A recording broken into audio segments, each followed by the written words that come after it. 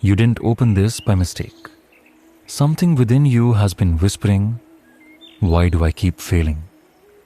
You try to walk the path of light, yet the darkness inside keeps returning. You promise yourself that this time you won't fall again, but moments later, you do. And with every fall, guilt grows heavier, making you believe you are unworthy of peace. But listen closely, dear one. You are not failing, you are awakening. Every fall you call failure is simply your soul learning what not to hold on to. Do you think spiritual growth means never falling? No. True growth begins when you rise after you fall, when you stop seeing yourself as broken and start seeing yourself as becoming. You pray, meditate, chant, and then feel distant again. And in that distance you say, "Krishna, I lost you. But tell me, how can you lose what lives inside you? When your mind drifts, I am still there, quietly waiting behind the noise. When you forget me, I do not forget you. I watch your every attempt with love, not judgment. Because even in your weakness, you are still reaching for me. And that reach itself is devotion. Sometimes I allow you to fall, not to punish you, but to make your faith real. If you only felt devotion when everything was peaceful, then it would not be faith, it would be comfort.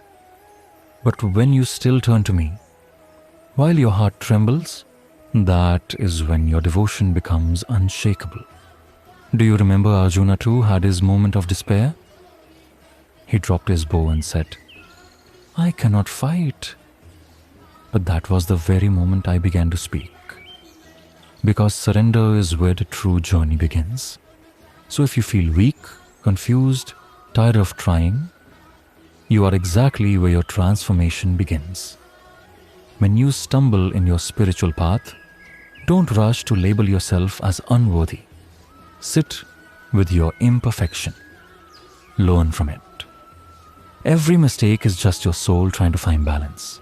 Every distraction is an opportunity to return to me with greater focus. And every time you return, even after drifting, your love becomes purer than before. You think devotion means constant perfection? But no, it means constant return. Even the waves crash against the shore 1,000 times. Yet, they never stop reaching for it. So too your heart will rise and fall. But if it keeps reaching for me, then you are already walking the path. So when you feel you failed spiritually, take a breath and remember this. You don't have to be perfect to be loved by me. You just have to be honest. Cry if you must. Sit in silence if words fail. But don't run away because you stumbled.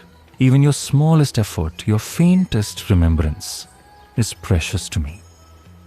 You say, "Krishna, I want to stay close to you." And I say, you already are. Even your longing for me is a sign of my presence within you. You don't need to chase enlightenment. You just need to stop believing you are far from it. You have not failed.